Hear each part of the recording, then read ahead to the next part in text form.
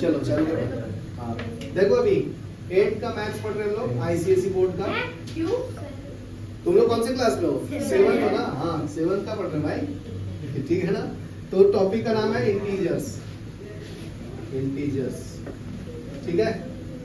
तो एक्सरसाइज है आपका 1.4 का, कौन सा करूं? फिफ्थ। ओके, फिफ्थ करना है।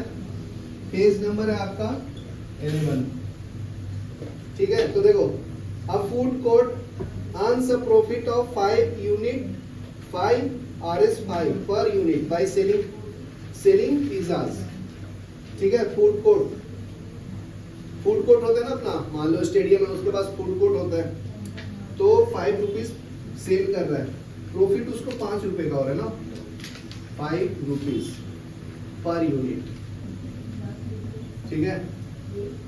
By selling pizza but loses 3 rupees per unit by selling burgers, तो इसका पिज्जा पे इतना प्रॉफिट है, ठीक है।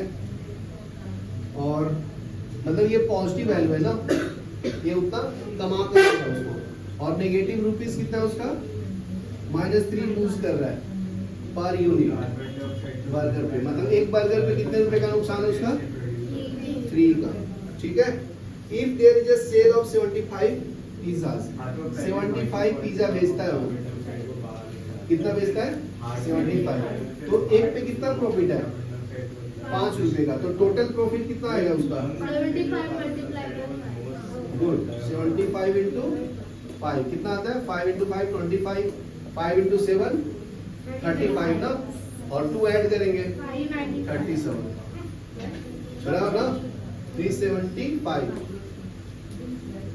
तो बर्गर देखो, बर्गर पे लॉस कितना है इसका, लॉस ऑन बर्गर्स कितना है, 3 इंटू टोटल है 160, तो कितना हो गया 480, इतनी रुपीस का लॉस है उसका, इसका टोटल प्रॉफिट है 375, बराबर है। कैलकुलेट द टोटल प्रॉफिट और लॉस, तो अगर मैं प्रॉफिट कैलकुलेट करूं टोटल, तो बड़ा नंबर कौन सा है, ये ना, तो 375 माइनस 480, तो इसको तो बेचारे का लॉस हो गया ना, कितने का, ये 501, 480 में से 375 माइनस करेंगे तो कितना आता है, बराबर ना, 105 रुपए का लॉस है इसको, तो क्या लिखेंगे, लॉस। तो ये आपका फर्स्ट ऑप्शन हो गया सॉल्व। सेकंड क्या है, सेकंड बोलता है कि how many more pizza should be sold in order to have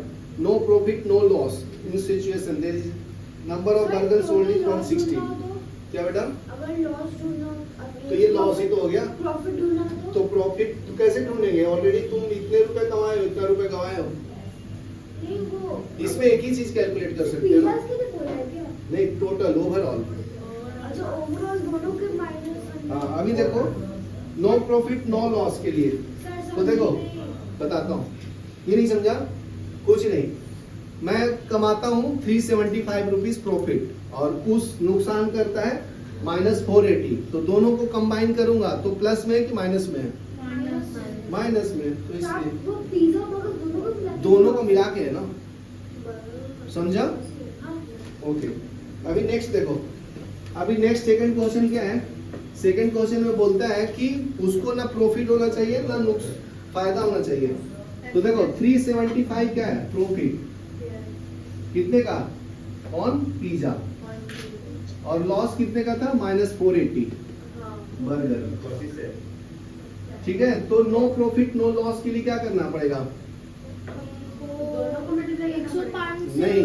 5 को डिवाइड करना, हाँ 105 को क्या करना पड़ेगा, प्लस मिलाना पड़ेगा, प्लस मिलाना पड़ेगा ना, तो पिज्जा में कितना ऐड करना पड़ेगा मुझे, 105, नहीं समझा, देखो ये प्रॉफिट है ना तुम्हारा, और ये क्या है, लॉस, दोनों को जीरो करना है, तो क्या करना पड़ेगा, देखो 375 माइनस 480 इक्वल टू कितना आना चाहिए, 0, तो ये वैल्यू भी टोटल 480 आना चाहिए ना, तो इसमें कितना ऐड करूंगा, 105, तो ये कितना हो गया, 480 हो गया, तो ये तुम्हारा पिज्जा का वैल्यू 480, मतलब पिज्जा का प्रॉफिट कितना होना चाहिए, 105 माइनस 480, ये बर्गर है ना तुम्हारा, इक्वल टू 0।